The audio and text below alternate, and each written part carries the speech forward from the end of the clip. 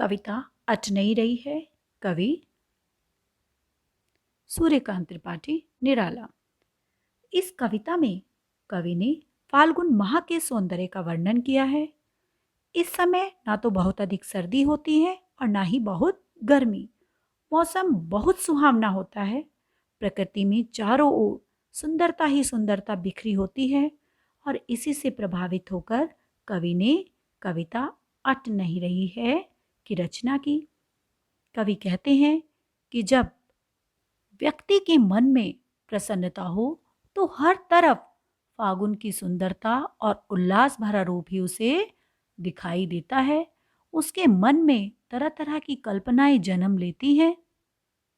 प्रकृति के कण कण में उसे सुंदरता के ही दर्शन होते हैं।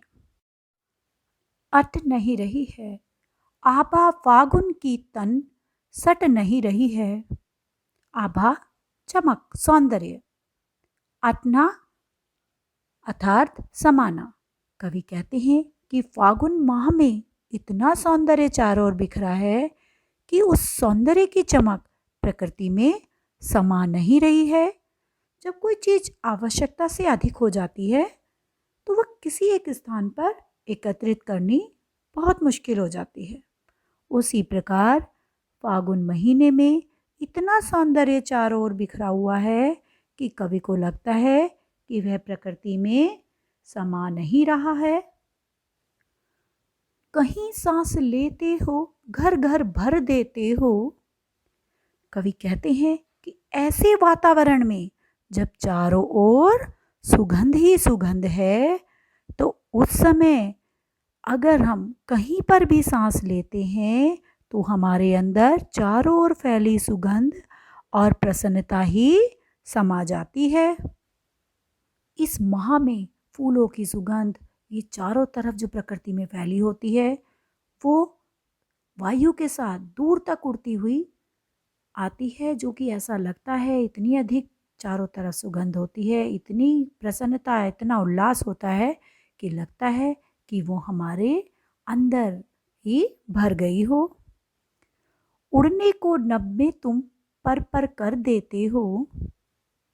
कवि को सारी प्रकृति में सुंदरता फूटती सी प्रतीत होती है और उसके कोने कोने में सुगंध समा जाती है। और ऐसे समय में कवि का जो कवि हृदय है उसमें नवीन रचना के लिए बहुत सारी कल्पनाएं, विचार उत्पन्न होते रहते हैं। ऐसा लगता है कि उसका मन भी इन कल्पनाओं के वशीभूत होकर उड़ने के लिए तैयार हो।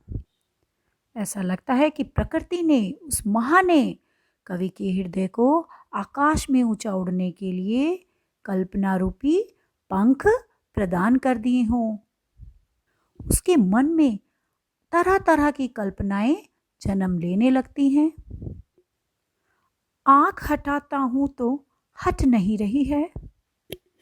प्रकृति का सौंदर्य, इस माह की वसंत ऋतु की सुंदरता चारों तरफ व्याप्त है और वो इतना अत्यधिक सुंदर है कि कवि कहता है कि मैं उसकी तरफ से अपनी आंख हटाना चाहता हूँ तो वह वहाँ से हटना नहीं चाहती। अर्थात इतना सौंदर्य देखकर मेरी आंखें उस सौंदर्य से हटना नहीं चाहती। मैं कितना भी प्रयास करूं परंतु बार बार मेरी दृष्टि प्रकृति की सुंदरता में ही खो जाती है और मैं अपने आप को उस सौंदर्य से दूर करने में, वहाँ से दूर जाने में असमर्थ पाता हूँ। मेरा मन इस सुंदरता में बंध गया है। पत्तों से लदी डाल कहीं हरी कहीं लाल। अब वसंत ऋतु में चारों ओर पेड़ और पौधे हरे भरे हो जाते हैं। पौधों पर, पेड़ों पर नए नए पत्ते आ जाते हैं। डालियां पत्तों से लद जाती हैं और जब उसमें नई कोपलें आती हैं तो वो मुलायम, कोमल और कहीं हरी और कहीं कहीं पर लाल रंग की होती हैं। सारे पेड़ पौधे हरे भरे हो जाते हैं। उनकी डालियां पत्तों से लद जाती हैं। कहीं पर भी सूखी डाल दिखाई नहीं देती और नई नई निकली हुई कोमल लाल लाल डालियां चारों तरफ नजर आती हैं, जिन पर कि कोमल कोमल पत्ते अपना सौंदर्य बिखेर देते हैं। कहीं पड़ी है उर में मंद गंध पुष्पमाल, मंद धीमी पुष्पमाल, फूलों की माला। प्रकृति का सौंदर्य इतना अधिक होता है, इतना सौंदर्य प्रकृति में चारों तरफ बिखरा होता है, तरह तरह के सुगंधित फूल खिल जाते हैं। अब चारों तरफ फूल देखकर, डालियों पर लदे फूलों को देखकर ऐसा लगता है मानो प्रकृति ने ही फूलों की माला पहन ली हो और उनमें से मंद मंद धीमी धीमी सुगंधित खुशबू आ रही हो। पाट पाट शोभाश्री पट नहीं रही है, पाट पाट जगह जगह शोभाश्री सौंदर्य से भरी हुई पट समा नहीं रही है। चारों तरफ जगह जगह सौंदर्य फैला होता है और कवि के अनुसार यह प्रकृति ऐसा लगता है उस सौंदर्य को अपने अंदर समेटने में, उसे संभालने में असमर्थ दिखाई देती है।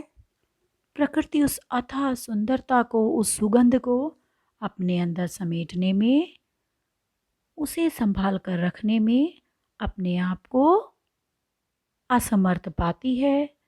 वह उस सौंदर्य को अपने अंदर समेटकर नहीं रख पाती। कवि छायावादी कवि है तो उनकी कविता में प्रकृति का इतना सुंदर चित्रण, उसकी प्रत्येक वस्तु जैसे पेड़ पौधे, बादलों का वर्णन, उनकी सुंदरता का वर्णन, प्रकृति की प्रत्येक क्रियाकलाप का बहुत सुंदर तरीके से इनमें चित्रण हुआ है। इसी तरह हमारे चैनल ज्ञानमाला से जुड़े रहने के लिए इसे सब्सक्राइब करना ना भूलें। धन्यवाद।